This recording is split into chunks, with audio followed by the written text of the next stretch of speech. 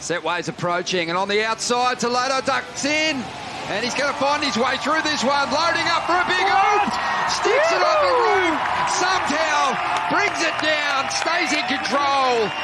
Unbelievable. The surfing world was left in awe as Brazilian surfing sensation Filipe Toledo made a triumphant return to the World Surf League WSL Championship Tour, claiming victory at the 2025 Bonsoy Gold Coast Pro presented by GWM. After a year-long hiatus to focus on his mental health and family, Toledo's comeback was nothing short of spectacular, as he defeated Australian wildcard Julian Wilson in a thrilling final that had fans on the edge of their seats. I never thought I'd see the day when Filipe Toledo would step away from the tour at the peak of his career, remarked surfing legend Kelly Slater. But to see him come back stronger than ever and win in such dramatic fashion, it's a testament to his resilience and passion for the sport. The final was a rematch of the 2015 Gold Coast Pro, where Toledo also emerged victorious over Wilson.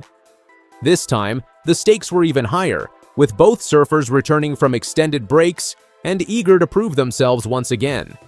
The two veterans went blow for blow, trading aerial maneuvers and deep barrels, leaving the judges with an incredibly close decision. In the end, it was Toledo who secured the win with a score of 17.60 to Wilson's 17.20. "It was crazy with the rematch with Jules," Toledo said, grinning from ear to ear. "With Jules coming back to the tour, winning the trial, and going all the way, it was such a special moment for him. But I knew I had to bring my A game if I wanted to come out on top." Toledo's victory was all the more impressive given the caliber of his opponents throughout the event. In the semifinals, he posted a perfect 10-point ride, showcasing his signature dynamic surfing style and strategic prowess. His win at the Gold Coast Pro not only solidified his status as a top contender for the 2025 world title, but also served as an inspiration to surfers around the globe. "Filipe's performance today was a masterclass in competitive surfing," said WSL commentator Joe Turple. "The way he adapted to the conditions, selected his waves, and executed his maneuvers, it was pure artistry. This is a moment that will go down in surfing history." While Toledo basked in the glory of his win, the women's competition also saw a new champion crowned. Hawaiian prodigy Betty Lou Sakura Johnson, just 20 years old, claimed her maiden championship tour victory, defeating Australian veteran Sally Fitzgibbons in the final. Sakura Johnson's impressive wave selection and flawless execution earned her a final score of 15.33, leaving Fitzgibbons in a combination situation with a score of 7.83. "I can't believe it!" Sakura Johnson exclaimed, tears of joy streaming down her face. "To win my first CT event, and to do it against someone as accomplished as Sally, it's a dream come true. I've worked so hard for this moment, and I'm just so grateful for everyone who has supported me along the way." Sakura Johnson's victory marked a significant milestone in her burgeoning career, cementing her status as a rising star in women's surfing. Her journey to the top has been marked by dedication, perseverance, and an unwavering passion for the sport. "Betty Lou is the future of women's surfing," declared WSL CEO Eric Logan. "Her style, her grace under pressure, and her ability to perform in the most challenging conditions, it's truly remarkable. We're witnessing the birth of a new icon in our sport." The Gold Coast Pro also served as a reminder of the enduring legacy of surfing's greats. In a special heritage heat, Australian legends Mick Fanning and Joel Parkinson, both former world champions and Gold Coast Pro winners, took to the waves once more. The two friends and rivals put on a show for the ages, with Parkinson ultimately coming out on top with a score of 16.83. "It's always a pleasure to share the lineup with Mick," Parkinson said, grinning from ear to ear. "We may be retired, but the competitive fire never really goes away. To surf in front of this crowd at this iconic break, it's what we live for." The 2025 Bonsoy Gold Coast Pro, presented by GWM, will go down in history as a watershed moment for the sport of surfing. It showcased the incredible resilience and passion of its athletes, the emergence of new stars, and the enduring legacy of its icons. As the WSL Championship Tour moves on to its next stop in Western Australia, fans around the world are buzzing with excitement, eager to see what the future holds for this dynamic and ever-evolving sport. Today, we witnessed something truly special, concluded WSL Commissioner Jessie Miley-Dyer. The performances, the emotions, the camaraderie, it's a reminder of why we all fell in love with surfing in the first place. This is just the beginning of what promises to be an unforgettable season, and I can't wait to see what these incredible athletes have in store for us next. As the sun set over the Gold Coast and the crowds began to disperse, one thing was clear: the spirit of surfing is alive and well, and its future has never looked brighter. With champions like Filipe Toledo and Betty Lou's Sakura Johnson leading the charge and a new generation of surfers waiting in the wings, the world of competitive surfing is poised for greatness, ready to inspire and captivate audiences around the globe for years to come. I grew up in Coolum Beach, now live in Peregian Beach, 5 minutes up the road with my wife Ashley, and I'm just... A 36-year-old Julian Wilson has made a remarkable comeback to professional surfing after a 4-year hiatus. His triumphant return at the Gold Coast Pro, held at the iconic Snapper Rocks in Queensland, Australia, has sent shockwaves through the surfing community and ignited a newfound sense of excitement among fans. Wilson's journey back to the competitive arena began with a wildcard entry into the Gold Coast Pro, secured through his victory at the qualifying event in Burleigh Heads. Faced with the daunting task of taking on the world's best surfers, including reigning world number 1 Italo Ferreira, Wilson proved that age is just a number when it comes to raw talent and determination. In a heart-stopping round of 32 heat, Wilson found himself pitted against Ferreira, a formidable opponent known for his explosive surfing style. Despite nearly missing his heat due to a scheduling mix-up, Wilson quickly adapted to the challenging conditions, showcasing his innate ability to read the waves and execute precise maneuvers. With a score of 11.33 to Ferreira's 8.00, Wilson secured a momentous victory, sending shockwaves through the surfing world. Against Italo, which is the guy of the moment, right? Yeah. And are you ready for sure? Like, how's your feeling about that?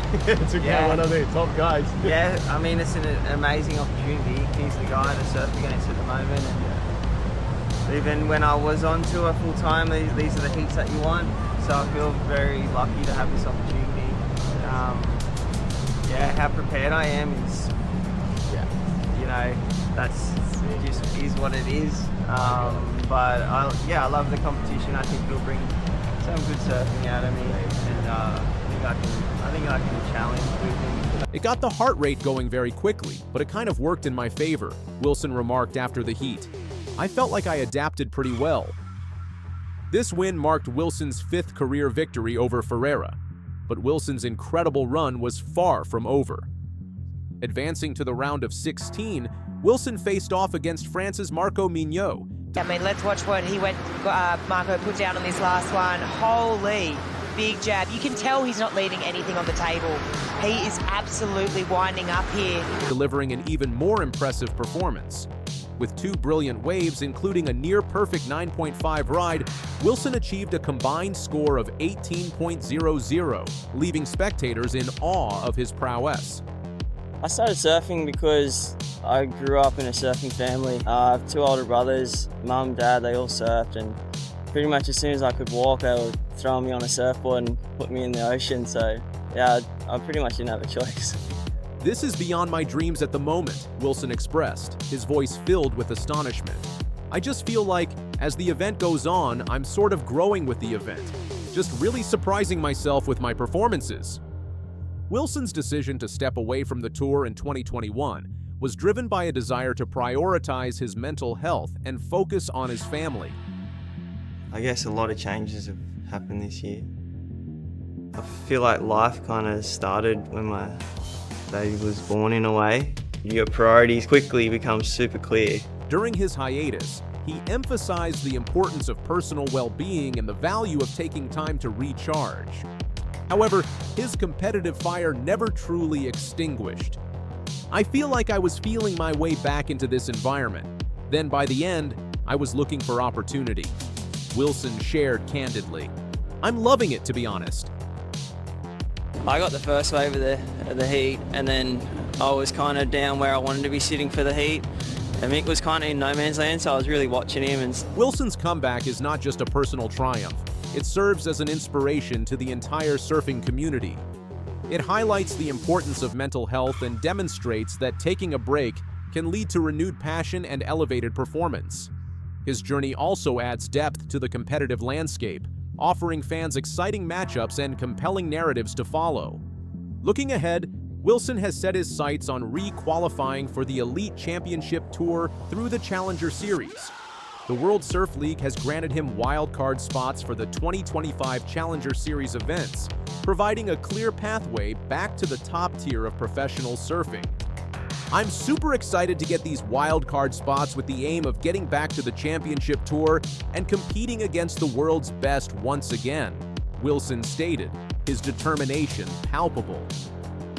Wilson's surfing career is marked by significant achievements, including being the runner-up in the 2018 World Surf League Championship Tour and claiming multiple event victories, such as the prestigious Billabong Pipeline Masters in 2014. Julian Wilson is your new Pipe Master and Triple Crown champion. And the Quicksilver Pro Gold Coast in 2018. Julian Wilson celebrates. His brothers on hand to support. Seb on one side, Bart on the other. Will take the responsibility of the chair. His wealth of experience and past successes provide a solid foundation for his current comeback efforts. As Wilson continues his journey through the Challenger Series, the surfing world will be watching with bated breath. His performances at upcoming events will determine his requalification for the championship tour. And given his recent successes and unwavering determination, many believe that Wilson has the potential to reclaim his position among the world's elite surfers. oh, how good's that? Tricky, thanks, man. Really cool. I saw that. I've been watching all the lead up. I was excited for it. Those stats aren't very true because he's been dominating for a little while now and the whole time I've been away. So he was definitely by far the favourite, but I was wanting to keep a clean sheet. Julian Wilson's stunning comeback at the Gold Coast Pro is the enduring appeal of professional surfing. His journey serves as a reminder that with dedication, support, and a renewed sense of purpose, athletes can overcome personal challenges and achieve remarkable feats. As the surfing community rallies behind him, Wilson's story is poised to become one of the most inspiring tales in the sport's history. The highs and lows last year. It was fun. I started with a lot of lows, and then as the year went along, I kind of found some momentum and had a few highs in there as well. It was good. I had some really fun heats. And Ladies and gentlemen, everyone, World Surf League Women's Champion, Stephanie Gilmore. Stephanie made a triumphant return to competitive surfing at the Gold Coast Pro, held at her home break in Burleigh Heads, Australia. After more than a year away from the World Surf League WSL Championship Tour, the 37-year-old entered the event as a wild card and delivered a stunning performance by eliminating reigning world champion Katie Simmers in the round of 16. The highly anticipated matchup between the seasoned veteran and the young phenom had fans on the edge of their seats. Gilmore, known for her strategic prowess and intimate knowledge of the Burleigh Heads break, showcased why she is considered one of the greatest surfers of all time. The heat was intensely competitive, with both surfers trading impressive scores. In the end, it was Gilmore's final wave score of 6.17 that narrowly surpassed Simmers by less than a point, culminating in a total heat score of 12.84 to Simmers' 12.50. Reflecting on the momentous victory, Gilmore expressed her admiration for her young rival, saying, "Katie's one of my favorite surfers, and you know she's the current world champion and she's probably everyone's favorite surfer. So yeah, it's nerve-wracking surfing against people like that." She added, "It really brings out the best in you because you have to find ways to win and dig deep and find new strategies and stuff." The Gold Coast Pro also witnessed impressive performances from other seasoned Australian surfers. Sally Fitzgibbons, another veteran of the sport, advanced to the quarterfinals by defeating two-time world champion Tyler Wright. Fitzgibbon's standout ride of 8.63 underscored her competitive edge and determination to make a statement on home soil. Meanwhile, Molly Picklum, who had faced an early exit at Bells Beach, rebounded strongly with a brilliant round of 16 win. She delivered 2 8-point rides to overcome American Bella Kenworthy, signaling her intent to secure a major victory in front of her home crowd. Gilmore's return and subsequent performance at the Gold Coast Pro have significant implications for the WSL Championship Tour. Her victory over the reigning world champion not only reaffirms her status as one of the sport's all-time greats, but also adds a compelling narrative to the season. The blend of seasoned champions like Gilmore and emerging talents like Simmers enriches the competitive landscape, promising an exciting and unpredictable season ahead. As surfing legend Kelly Slater remarked, "Steph's performance today was a reminder of why she's an 8-time world champion. Her ability to read the waves, execute critical maneuvers, and compete under pressure is second to none.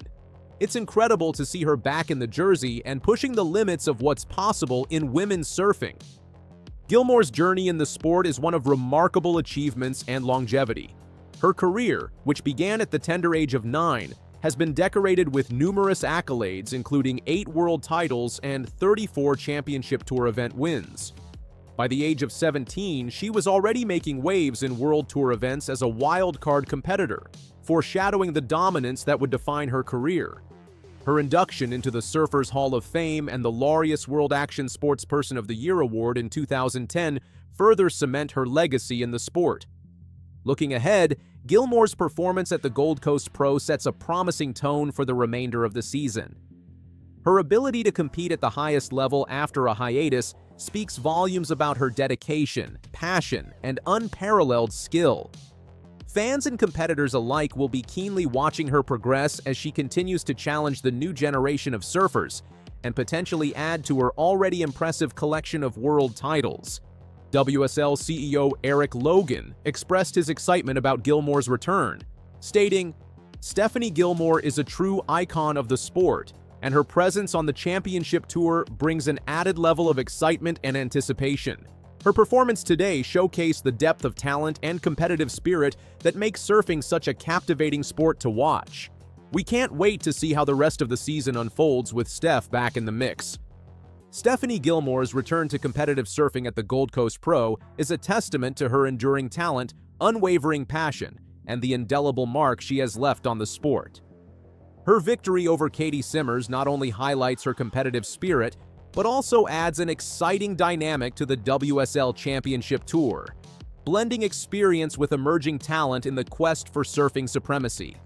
As the season progresses, the surfing world will be watching with bated breath as Gilmore continues to inspire, challenge, and redefine what is possible in the world of professional surfing.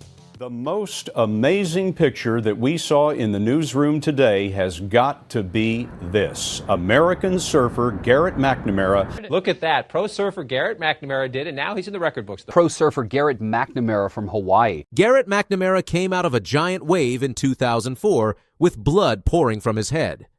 Instead of going to the hospital, he pulled out super glue, sealed the wound himself, and jumped back into the ocean. What happened next shocked everyone.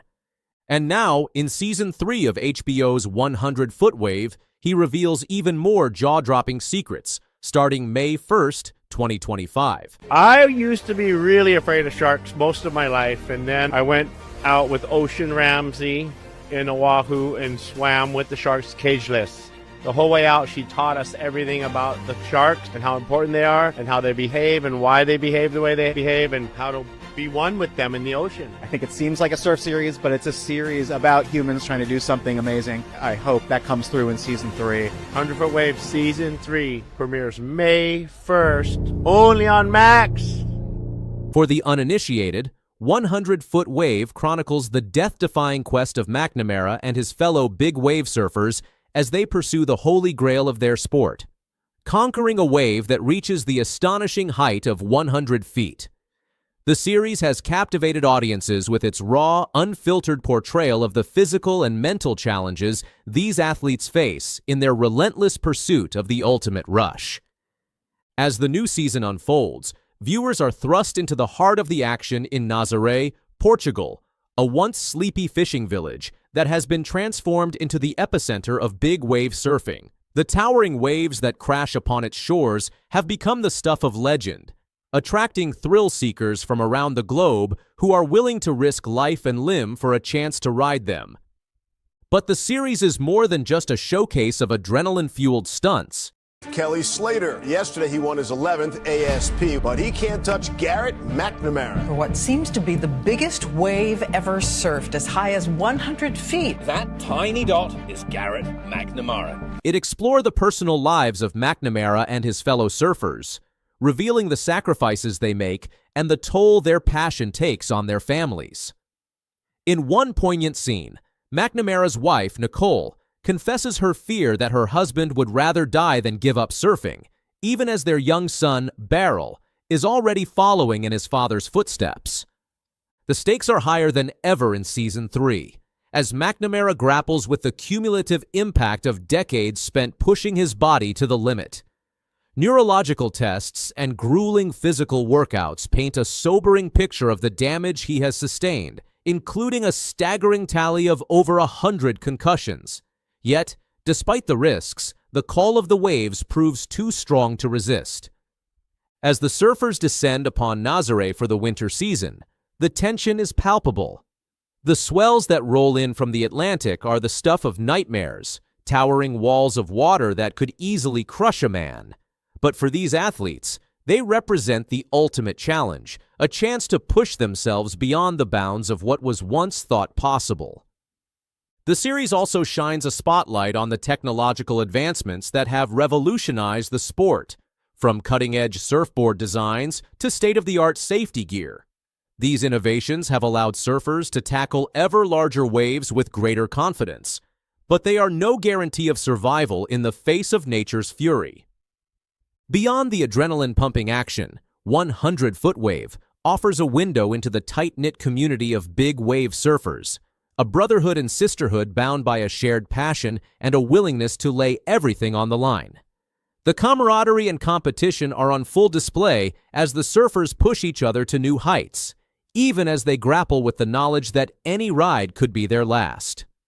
The series also takes viewers on a global odyssey, from the legendary breaks of Waimea Bay in Hawaii to the treacherous waters off the coast of California. Along the way, we meet a colorful cast of characters, each with their own unique story and motivations. There's Justine Dupont, a French surfer who is determined to prove herself in a male-dominated sport, and Andrew Cotton, a British surfer who has made Nazaré his second home. As the season builds to a climax, the tension is ratcheted up to almost unbearable levels. Will McNamara and his fellow surfers finally achieve their elusive goal of riding a 100-foot wave? Or will the ocean's fury claim another victim? The answer is anyone's guess, but one thing is certain. The journey will be nothing short of breathtaking. In the end, 100-foot wave is more than just a surfing documentary. It is the indomitable human spirit, a celebration of those who dare to dream the impossible and risk everything to make it a reality. As the series hurtles towards its thrilling conclusion, viewers will find themselves holding their breath, marveling at the courage and sheer audacity of these athletes who have dedicated their lives to chasing the ultimate high. So, get ready to ride the wave of a lifetime. 100-foot wave. Season 3 promises to be an unforgettable journey to the edge of human endurance and beyond. As Garrett McNamara himself puts it, "I only thought I had so much to gain, not lose." It's a sentiment that encapsulates the heart and soul of this groundbreaking series, and a reminder that sometimes the greatest rewards come from embracing the greatest risks.